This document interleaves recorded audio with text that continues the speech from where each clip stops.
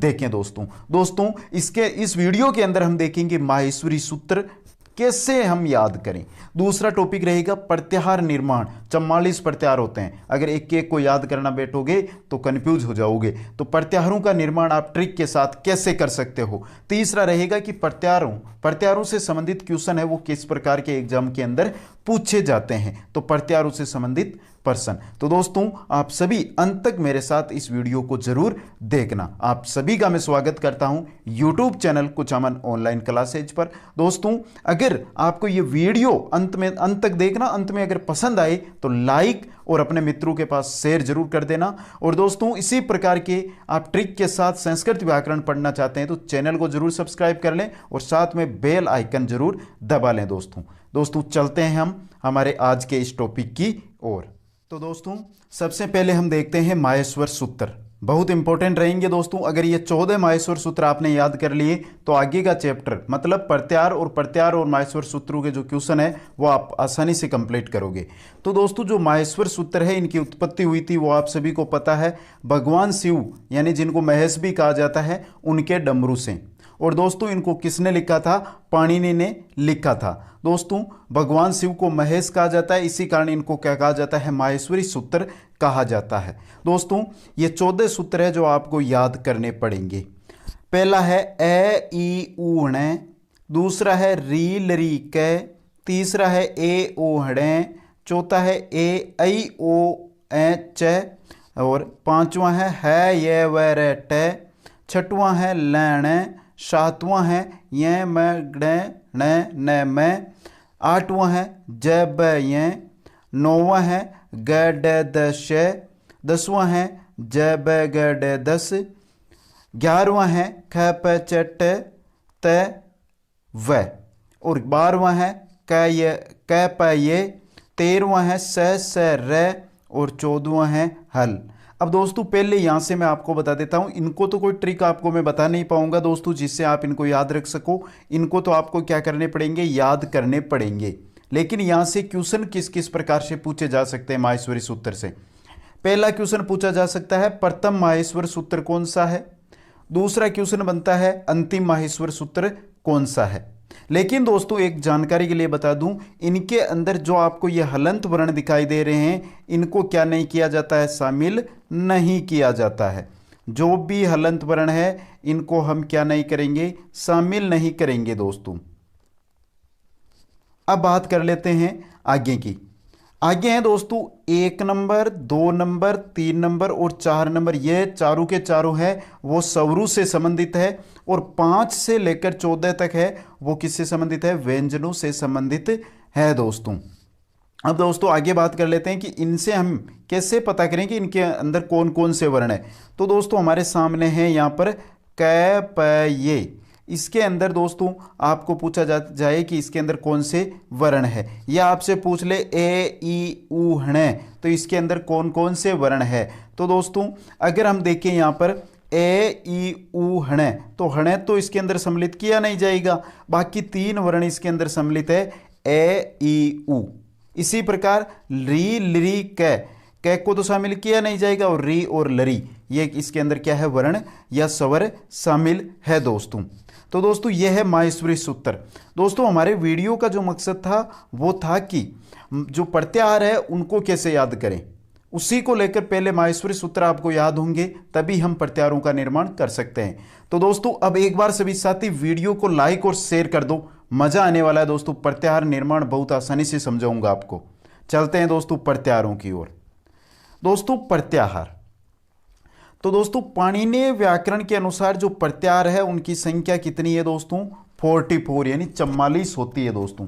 याद रखना है दोस्तों, पाणिनीय शिक्षा के अनुसार प्रत्याहारों की संख्या कितनी होती है? 44 होती है दोस्तों। आगे हम बात करते हैं लघु सिद्धांत कौमुदी। लघु सिद्धांत जो कौमुदी है दोस्तों इसके अनुसार 42 प्रत्याहार है। र और यम जो प्रत्याहार है इनको हणम जो प्रत्याहार है इनको शामिल नहीं किया गया है लघु सिद्धांत कौमुदी में। यह इंपॉर्टेंट है दोस्तों। सीधा क्वेश्चन पूछा जा सकता है कि लघु सिद्धांत कौमुदी में किन 2 प्रत्याहारों को शामिल नहीं किया गया है। अब बात कर लेते हैं लघु सिद्धांत कौमुदी किसकी रचना है। तो दोस्तों यह है वरदराज आचार्य की रचना है। बात कर लेते हैं कि पाणिनि की कौन सी रचना है। तो दोस्तों पाणिनि की तो आप सभी को पता होगा कि पाणिनि को क्या कहा जाता है, सूत्रकार भी कहा जाता है। और दोस्तों इनकी जो रचना है, जो कृति है, वो है अष्टाध्यायी। दोस्तों आगे चलते हैं दोस्तों, यह हो गई नॉर्मल बात। लेकिन मेन बात कहां पर आती है कि हम प्रत्याहारों का निर्माण कैसे करें। मेन बात आ गई प्रत्याहार निर्माण। तो माहेश्वरी सूत्रों के द्वारा प्रत्याहारों का निर्माण किया जाता है। सिंपल बात है, 14 जो माहेश्वरी सूत्र है उनके अनुसार ही हमारे 44 जो प्रत्याहार है उनका निर्माण होगा। दूसरी है, सूत्र का अंतिम हलंत वर्ण को प्रत्याहार में नहीं लिखा जाता है। जिस प्रकार मैंने वहां पर बताया था कि अंतिम वर्ण को शामिल नहीं किया जाता है, उसी प्रकार यहां पर बता रहा हूं आपको कि जो हलंत वर्ण रहेगा उसको प्रत्याहार में भी शामिल नहीं किया जाएगा।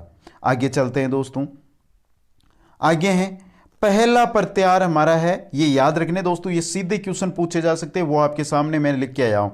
पहला प्रत्याहार है वो है हमारा अण। अंतिम प्रत्याहार है र, यह है पाणिनीय व्याकरण के अनुसार। और जल है, यह लघु सिद्धांत कौमुदी के अनुसार है दोस्तों। तो इनको सीधा पूछा जा सकता है कि पाणिनीय व्याकरण के अनुसार अंतिम प्रत्याहार कौन सा है, या लघु सिद्धांत कौमुदी के अनुसार अंतिम प्रत्याहार कौन सा है। दोस्तों ये सीधे पूछे जा सकते हैं, तो इनको याद रखना है। अब दोस्तों प्रत्याहारों का निर्माण कैसे करें। 44 प्रत्याहार है, याद रखना मतलब संपूर्ण संस्कृत को याद रखने के बराबर होगा। इसलिए दोस्तों अगर 14 आपको माहेश्वरी सूत्र है वो याद आपने कर लिए तो 44 प्रत्याहार आप उनसे आसानी से याद कर सकते हो। चलते हैं दोस्तों यहां पर हम ले रहे हैं अण प्रत्याहार।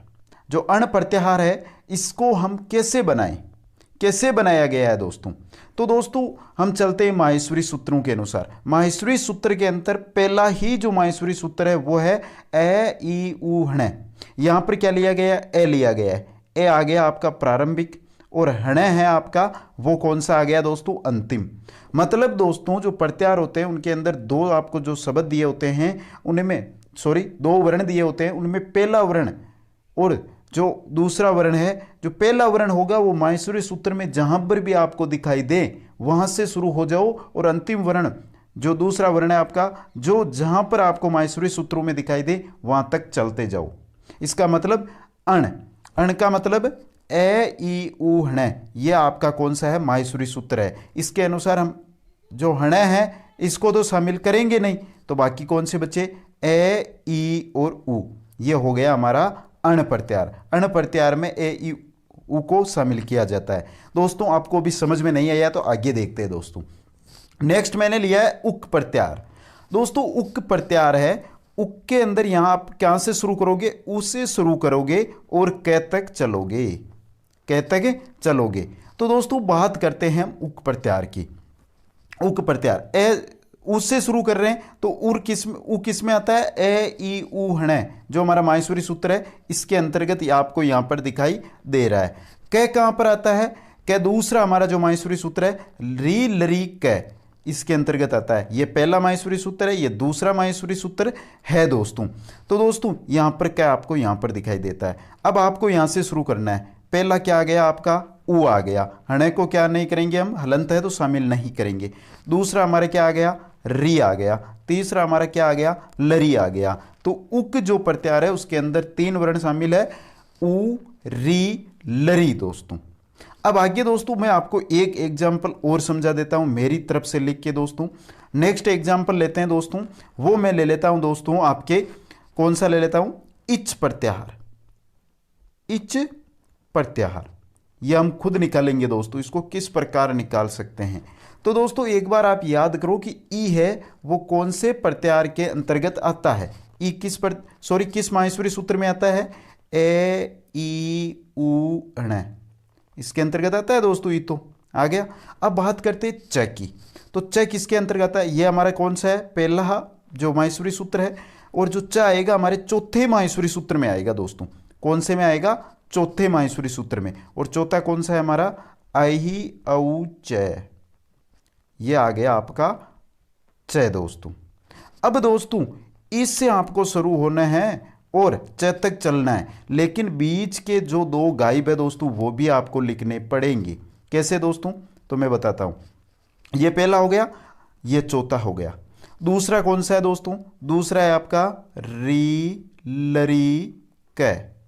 तीसरा कौन सा है आपका ए ओ ड़, ये हो गया तीसरा, ये हो गया चौथा, सॉरी ये दूसरा हो गया, ये तीसरा हो गया और ये आपका हो गया चौथा। अब दोस्तों आपको क्या करना है, इससे शुरू करना है। तो लिखिए दोस्तों, आपको कैसे लिखना है, जैसे ई हो गया, ऊ हो गया, री हो गया, लरी हो गया, ए हो गया, ओ हो गया, अही हो गया और अहू हो गया।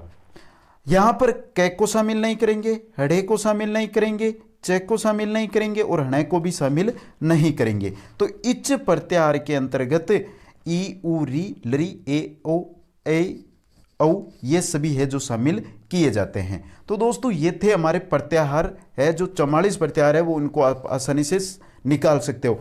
बस मकसद आपका यही होना चाहिए कि आपको जो माहेश्वरी सूत्र है 14 वो आपको याद होने चाहिए। अभी तक याद नहीं है तो उनको रट लो, कैसे भी करो उनको आप याद कर लो, जिससे आप क्या है आसानी के साथ क्या कर सकते हो दोस्तों, जो प्रत्याहार है उनका निर्माण कर सकते हो। और दोस्तों अगर आपने प्रत्याहारों को रटना प्रारंभ कर दिया तो दोस्तों कभी आपका क्वेश्चन सही नहीं हो पाएगा। प्रत्याहारों को रटिए मत, इस ट्रिक से अपना आंसर है वो निकालना सीखिए। आगे हम चलते हैं दोस्तों कि प्रत्याहार और माहेश्वरी सूत्र से क्वेश्चन कैसे कैसे पूछे जा सकते हैं। पहला क्वेश्चन आपकी स्क्रीन पर, प्रथम माहेश्वरी सूत्र कौन सा है। पहले बताया था मैंने कि माहेश्वरी सूत्र और प्रत्याहारों में पहले और अंतिम आपको याद रखने हैं। तो यहां पर पूछा है पहला माहेश्वरी सूत्र यानी प्रथम माहेश्वरी सूत्र री लरी क है, ए ई ऊहण है, स र है या हल है। तो दोस्तों पहला ही माहेश्वरी सूत्र है वो है आपका ए ई ऊहण, यही है दोस्तों।